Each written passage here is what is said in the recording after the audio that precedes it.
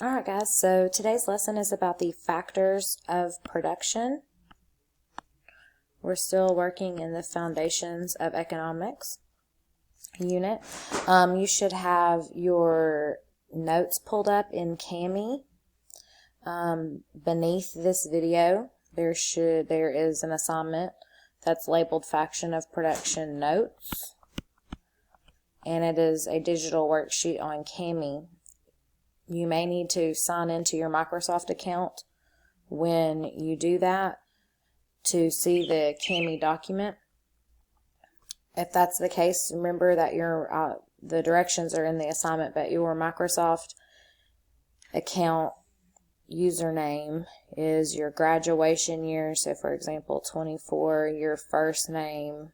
So I'll do mine dot last name, and then that's at students dot gcstn dot org. If you type that in, it should take you to the digital notes.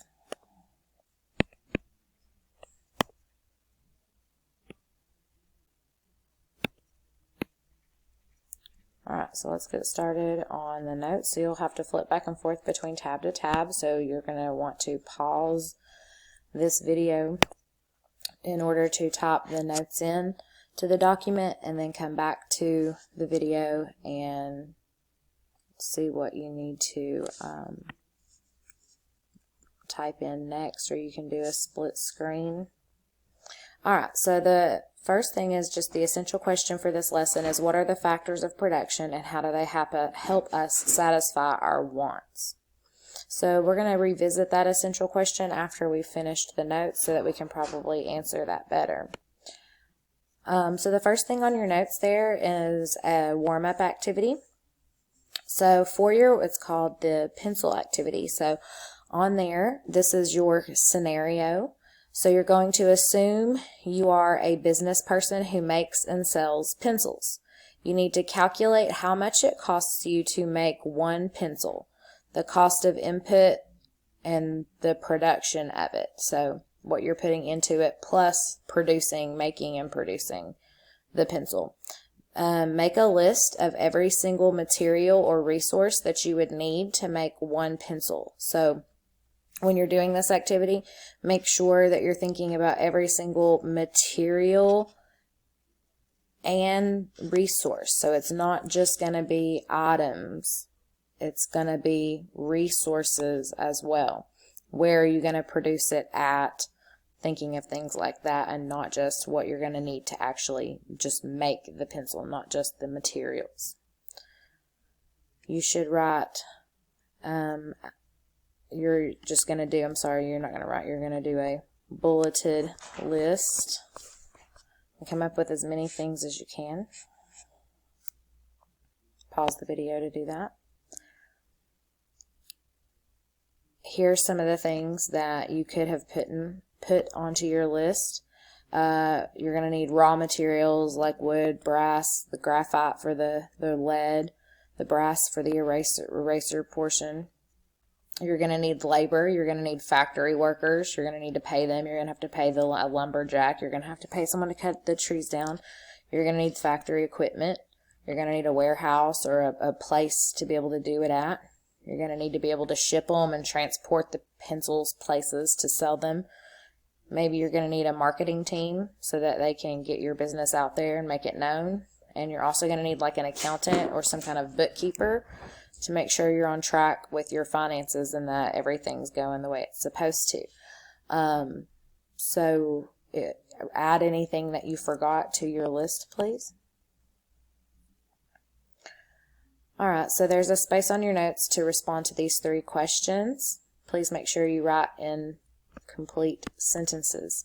So first, what is a good? And then your second part of that question, what is a service? And then number 2, what types of materials or resources go into making a good or service? So thinking about the pencil activity that you just did, think materials and resources go into making the goods or providing some sort of service. And how do goods and services affect our economy, our global economy, or the economy in the United States and our country? So how do they affect our economy, goods, and services? So take a few minutes to answer those 3 questions using complete sentences. All right, so the next part of your notes, remember you're only writing what's in red or typing what's in red. So what are goods and services? Well, goods are physical items created for selling. Some examples: shampoo, conditioner. You can come up with lots of goods. So services. Services are actions or activities that are done for buyers. So there's a service being done, and that person is being paid to perform that service. Some examples are nursing, teaching. Those are just 2 examples where you're paid to provide a service.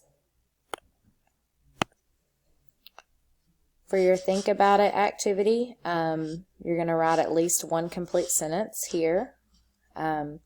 So what goods and services do you or your parents and guardians currently pay for? So at least 1 sentence there. What are some goods and services that you or your parents or guardian currently pay for? And then the second is, why are you willing to exchange your money for the goods and services that you just listed? Why are you willing to give your money to receive those goods or services? Pause that and answer those 2 bullets. Next is factors of production. So what's the difference between outputs and inputs? So inputs are scarce resources that go into making a product. What does scarce mean? Scarce means there's not a lot of it. Outputs are the goods or services that are created using inputs. So outputs is what you get when you put an input into something. You get the output out of it. So you put in the resource to create the output. So thinking back to the pencil, you have to input your resources, the materials and the things that you listed to create the pencil. What are the factors of production? Inputs that are used in making a product. The main categories for inputs are land, labor, and capital. Land plus labor plus capital equal goods and services. That's how you get goods and services, are through those 3 things. So land, what is land? We think we know what land is, but in economics, land is looked at as more than just what we think of land. So what is land? Land is all, notice that's in all caps, so all natural resources. Anything that naturally occurs is land. So some examples of land are soil, air, wood, animals, plants. It's anything that naturally occurs is considered land in production. What are the types of natural resources? There's 3 different kinds of natural resources. First is a perpetual resources.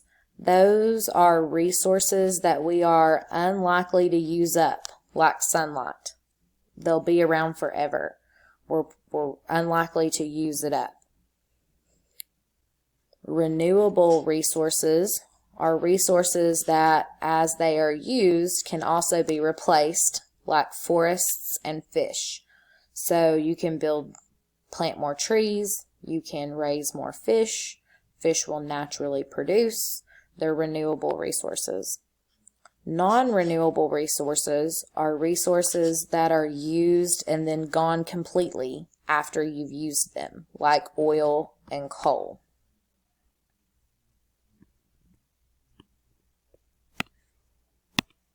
All right, so it's called Think, Pair, Share, but you're really just thinking about it individually. List 5 new examples of land. We just talked about that in the last slide when it comes to the soil, air, plants, animals, so we're not going to worry about that one. You can mark it out. So we're just going to pay attention to the second one. Why is land, all the different forms of land that we just took notes about and discussed in the last slide. So thinking about land in those terms. Why is land important to the production of goods and services? Why are those things that we just discussed are considered land in production? Why are they important to the production of goods and services? Next is labor. So we've talked about land, labor, capital. We haven't discussed the capital yet, but in our notes we said that land plus labor plus capital is how we get goods and services. So thinking about it that way, we've discussed the land aspect of it. Now we're going to discuss the labor aspect of it. So what is labor? Labor is the effort and time put into production for which someone is paid. So examples of that would be teaching you this lesson. I'm providing a service is labor. It's the effort and time put into producing this lesson. Another example would be a plumber. If you pay the plumber, he will be paid for doing your plumbing or fixing a plumbing problem. Another example are lawyers. They get paid for preparing legal documents. So labor is the effort and time that's put into producing for which someone is paid for what they are producing. So think about it, at least one complete sentence. What labor do you plan to be paid for in your first career? What labor do you plan to be paid for in your first career? If you're not 100% sure as an adult, you can think about a job you would get while you're in high school. Or if you already have a job, then you can think about the next job that you want after you get out of high school. All right, so our last one, land, labor, capital equals production, goods and services. So our last one here is capital. What are the two types of capital in economics? The first one is called human capital, and that is the expertise, the experience, the skill, the education, and the knowledge of laborers. So that's human capital. It's what the person providing a service knows, their experience, their education, their knowledge, their expertise. Usually the higher level of human capital, the more a laborer is paid. So the more that you have of the human capital, the more you would likely be paid. Example, the training and education that a teacher takes to teach students. If you go on and get more training and more, add on to your degrees or your license, you get paid more money usually. The other type of capital is physical capital or capital goods.